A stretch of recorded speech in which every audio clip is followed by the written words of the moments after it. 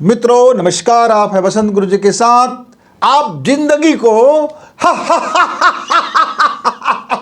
ऐसे हंस के गुजारो या जिंदगी को इस तरह से गुजारो या जिंदगी को ऐसे गुजारो।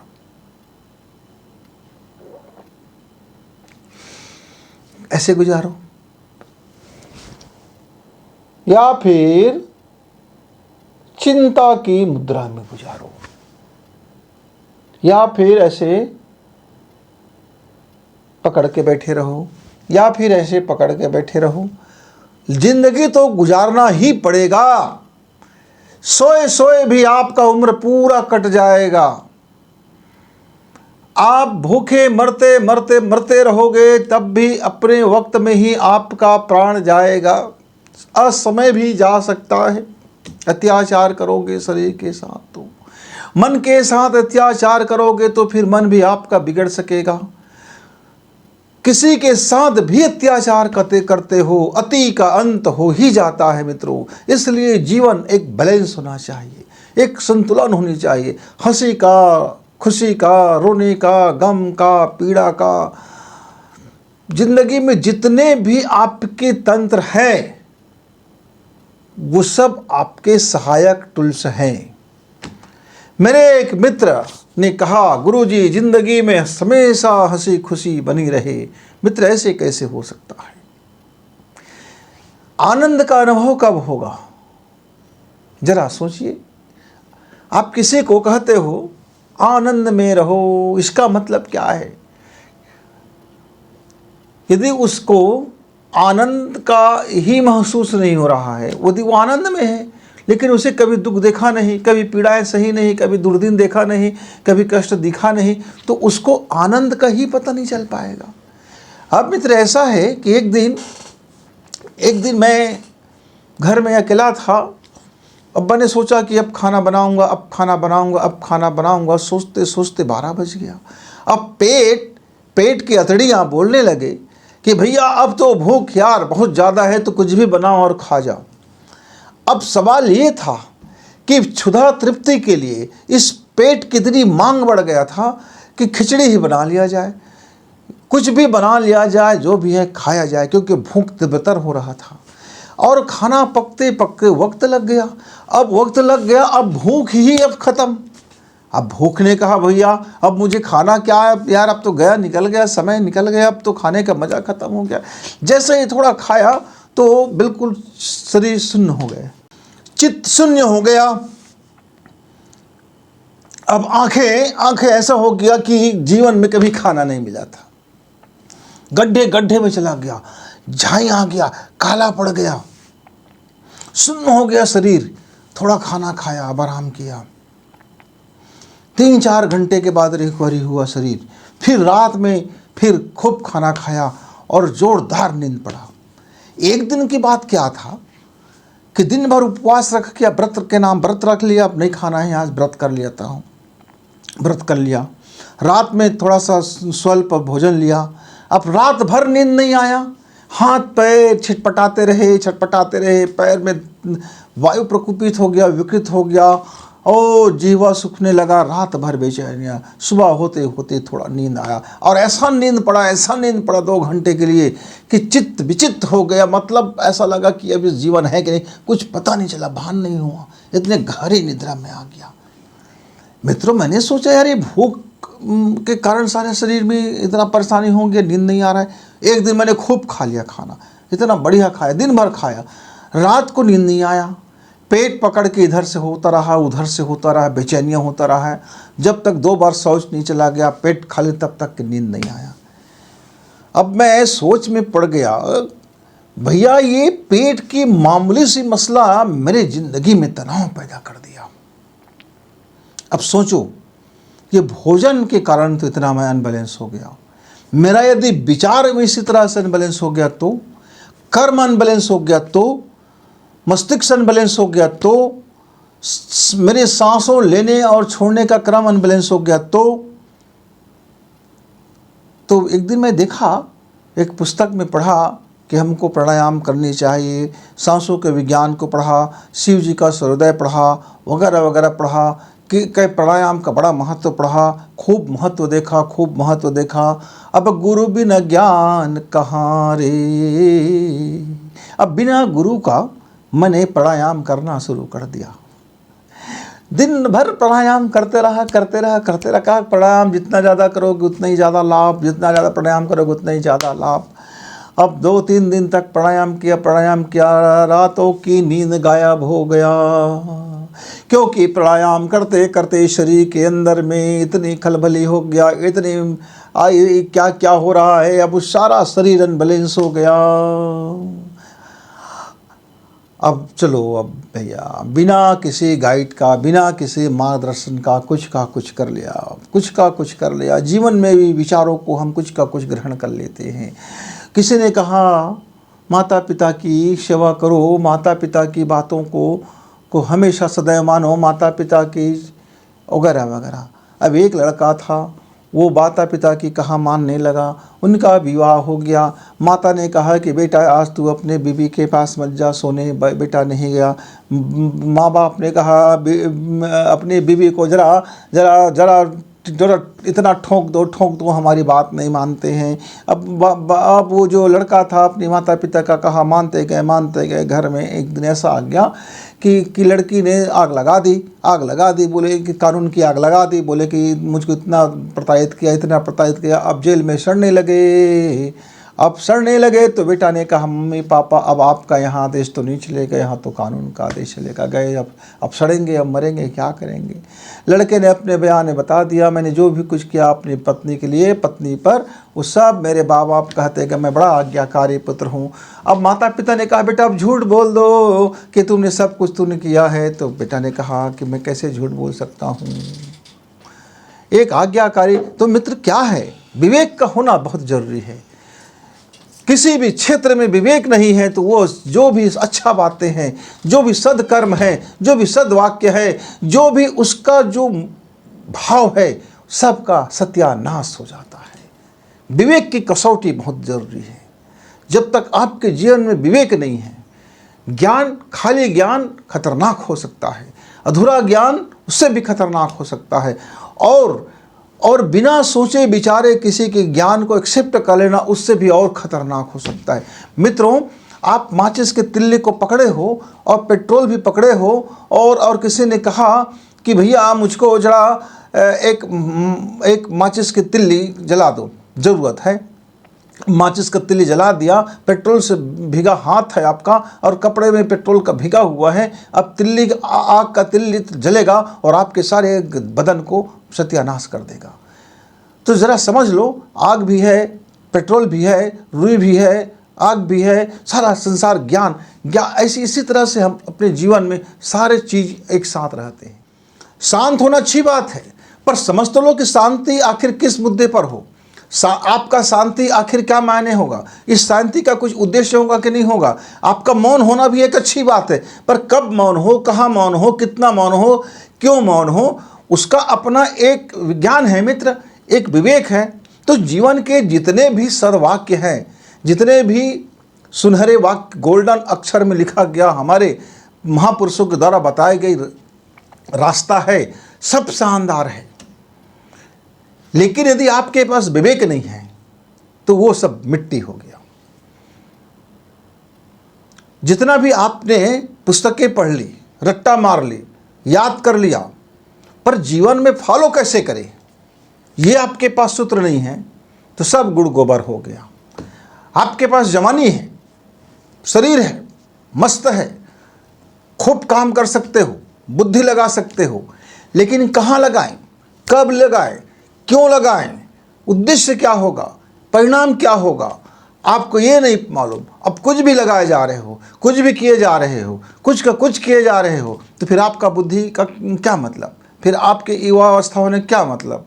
अब आप माता पिता का आज्ञाकारी हो, ठीक है, आज्ञा करो ना, कौन मना करता है, लेकिन विवेक का सहारा ले लो। हर किसी व्यक्ति का आज्ञाकारी बनो। पर आज्ञा का मतलब क्या है, आज्ञा का मतलब ये नहीं है कि आपने ज्यों को त्यों मान लिया।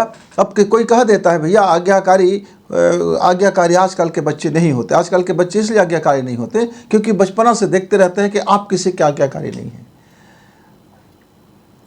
आप जो बोलते हैं वो किस मात्रा में उसको अपनाते हैं, उसको भी बच्चे अपनाते हैं। फिर बच्चों के सामने और कई चीज़ें हैं। आज का आधुनिक ज्ञान है, विज्ञान है, रहन सहन है, खान पान है, टीवी है, अधिकारों की बात है और उसकी बुद्धि भी तेज है। बहुत सारी चीज़ें हैं मित्रों।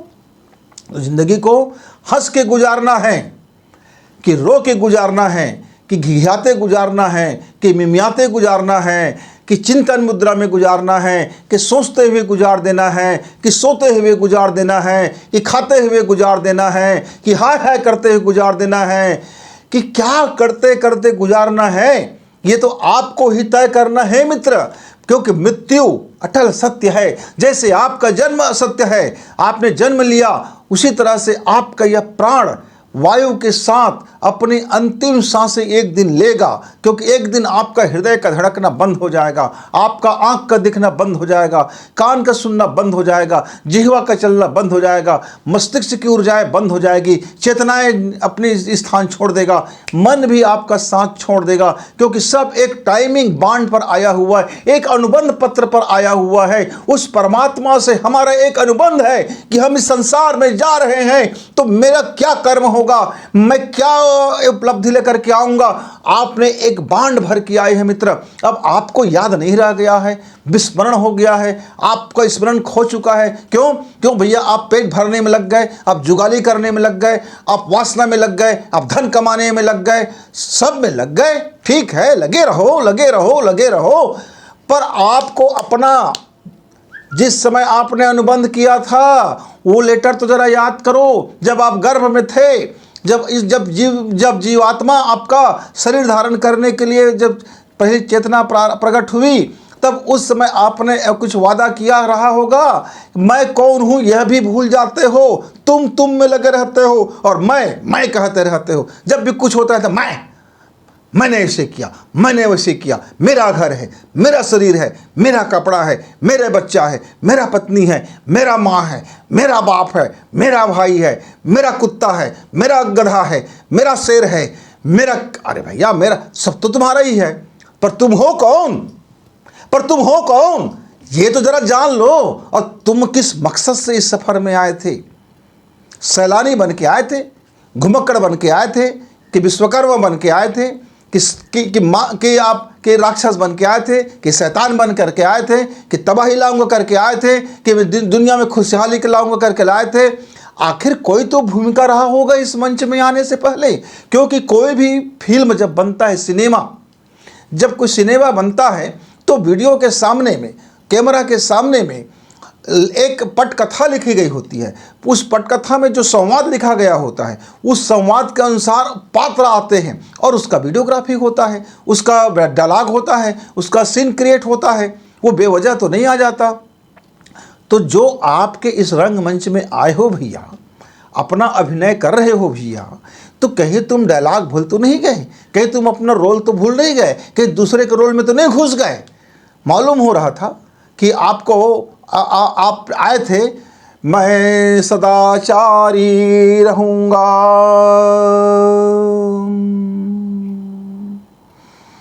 और फिर आचारी हो गए, सदा आचार खत्म हो गया, दुराचारी हो गए।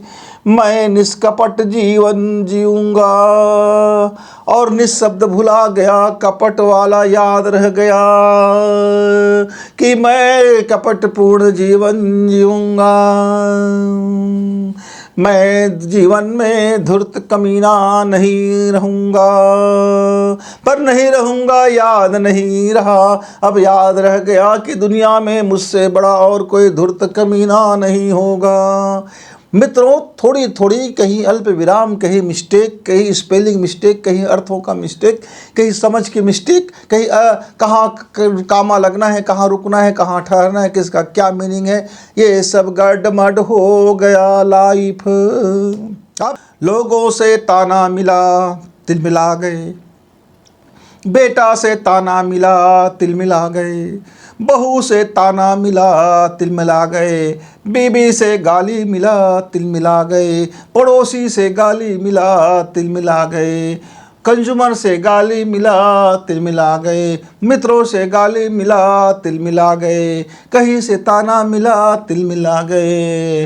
अरे भैया अब जरा सोचो तो सही, क्यों गाली दिया, क्यों ताना मिला, क्यों दुख मिला, क्यों हंसी नहीं मिला। कहाँ खो गया तुम्हारा हंसी, कहाँ खो गया तुम्हारा वो मुक्त हंसना, कहाँ खो गया तुम्हारा वो मुक्त जीवन, कहाँ खो गया तुम्हारा सद्विचार, कहाँ खो गया तुम्हारा विवेक, कहाँ खो गए तुम गुमशुदा। अब तलाश करो भाई गुमशुदा को।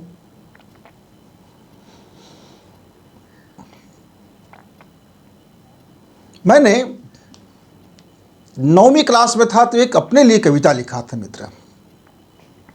मैं अपना ठीक ठीक पता भूल गया हूँ, आपको अपना पता मालूम हो तो मुझे बताएंगे, क्योंकि आपका वही पता है जो मेरा पता है। मैं अपना ठीक ठीक मैं कौन हूँ ये मैं पहचान में भूल गया हूँ, आपको अपना पहचान मालूम हो तो आप ज़रा बताएंगे, क्योंकि आपका जो पता है जो नाम है वही भी मैं भी हूँ। मैं इस सफ़र में आया था क्यों, कब तक रहना है, कहाँ चलना है, क्या करना है, मेरी क्या भूमिका है, मैं अपना स्मरण खो चुका हूँ। यदि आपको पता हो तो आप ज़रा मुझको बताना, क्योंकि मैं अपने माथे पर अपनी जाति चिपका लिया हूँ, अपने माथे पर अपना माँ बाप का नाम चिपका लिया हूँ, अपने माथे पर अपना एक नाम का टैग लगा लिया हूँ। मैं कौन हूँ ये पीछे छिप गया है, मैं कौन हूँ ये मेरी पहचान खो गया है। मैं जाति में बट गया हूँ, मैं धर्म में बट गया हूँ, मैं पंथों में बट गया हूँ, मैं फलाने में बट गया हूँ, मैं ठिकाने में बट गया हूँ। मैं भाई हूँ, मैं पति बन गया, मैं मामा बन गया, मैं चाचा बन गया, मैं अंकल बन गया, मैं ताया बन गया, मैं फाया बन गया। तमाम रिश्तों में मैं बट गया, टिंग टांग डिंग ढांग हो गया, लेकिन मैं कौन ये इसकी पता ही भूल गया। आपको पता मालूम हो तो बताना मेरे दोस्त। पर किसी ने आज तक मुझको नहीं बताया, पर बताया नहीं तो एक दिन मेरे जीवन में बखलाहट आया, तनाव आया, मैं तनाव आ गया, हाइपरटेंशन, गुस्सा, क्रोध, और फिर मैं अपने को ही नोच खाने के लिए गुस्सा हो गया। तब मैं पूछा, कौन हो तुम, क्या मकसद है इस संसार में आने के लिए, क्या है कि खाना है कि पीना है कि सोना है कि जागना है कि हंसना है कि रोना है कि गाना है, क्या करना। मित्रों, मैं इतना टेंशन हुआ, अपने आप में इतना टेंशन हुआ कि एक जोर का झटका पड़ा, चारों खाने चित्त, और जब तंद्रा टूटी, जब मैं होश में आया, तब मुझे मालूम हुआ कि मैं कुछ खोज रहा था और खोजते खोजते गुम हो गया, अपना ही पता भूल गया, अपना ही आईडी भूल गया। मित्रों, हम अपने आईडी जब मिल जाए तो फिर ठीक ठीक हम हंसना भी सीखें, ठीक ठीक रोना भी सीखें, ठीक ठीक खाना भी सीखें, ठीक ठीक सोना भी सीखें, ठीक ठीक जागना भी सीखें। होश से में जब आएंगे तो जागरण का एक उत्सव मनाया जाएगा। तो आइए जीवन को तय करते हैं कि रंगमंच पर हम कठपुतली की तरह इधर उधर घूमते फिरते जीवन जिएंगे, कि अपना अनुबंध याद करेंगे। कौन सी नोटरी में अनुबंध हो गया था, भगवान ने हमको लिख के भेजा था, यहाँ साइन कर, ऐसा ऐसा तुमको जाकर वहाँ करना है, वो ज़रा याद कर लें। मित्रों, जीवन के जिस क्षण आपको अपना अनुबंध याद आ गया, जीवन के जिस क्षण आप अपनी यात्रा को याद कर लिए, जीवन के जिस क्षण में आपने अपने होने का मायने समझ गए, तो हंसना भी हंसना है, रोना भी हंसना है, पीड़ा भी सुखद होगा और सुखद भी दुख से भरा होगा। कई तरह की उलट पुलट बांसियाँ हैं। इसीलिए तो कबीर जी जरा कहते हैं ना, भैया आग में पानी लगी, पानी में आग लगा हुआ है और मछलियां फाग खेल रहे हैं। पानी में आग लगा है, कुएं हैं, कुआं में एक पानी है, मछली भी है और आग लगा हुआ है और मछलियां फाग बना रहे हैं कि आहा। तो मेरे मित्रों, जीवन को देखने का अपना तरीका है, जीवन को जीने का अपना तरीका है। लेकिन एक बात तय है कि आप चाहे सो के काटो, गुजार के काटो, हंस के काटो, रो के काटो, एक दिन तुमको इस संसार से अलविदा होना है। तो अलविदा होने से पहले यदि काश आप अपने को एक क्षण के लिए भी थोड़ा विश्राम कर लो, थोड़ा ठहर जाओ, थोड़ा अपने को समझो और अपने विवेक का सहारा लो और इस संसार में फिर अपना कर्म करो। कर्म करो, अपना कर्तव्य कर्म करो। यदि जीवन में हंसी मिलता है उसे भी स्वीकार करो, जीवन में दुख मिलता है उसे भी स्वीकार करो। यदि पेट आज भूखा मर रहा है तो वो भी स्वीकार करो, आज खाने को मिल गए वो भी स्वीकार करो। या तो जिंदगी में जो मिलता है उसे स्वीकार करो, या तो फिर कंप्लीट रूप से अस्वीकार कर दो। लेकिन जो आपको सूट करता है उसे स्वीकार और जो आपको सूट नहीं करता है उसे अस्वीकार। तो भगवान कहते ऐसा नहीं चलेगा।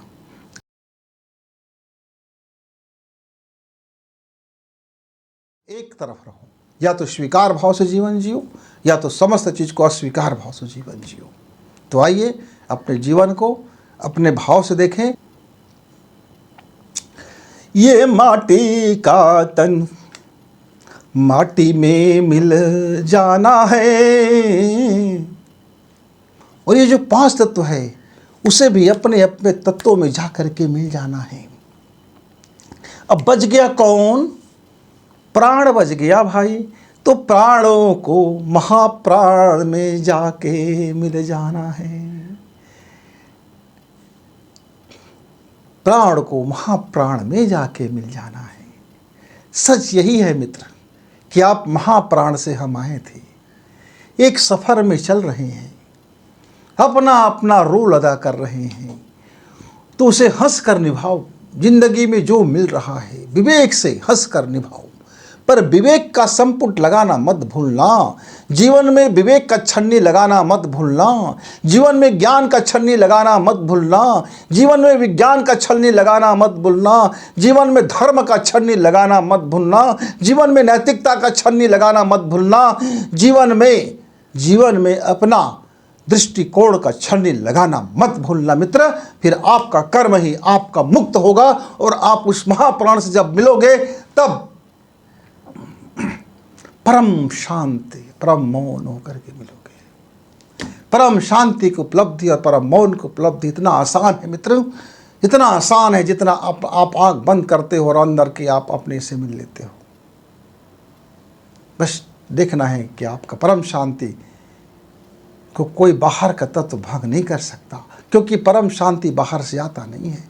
परम मौन भी भीतर ही आता है, इसलिए कोई आपकी मौन को कोई स्खलित नहीं कर सकता मित्रों। इसलिए जीवन की इस यात्रा में आइए हम अपनी यात्रा के बारे में सोचें।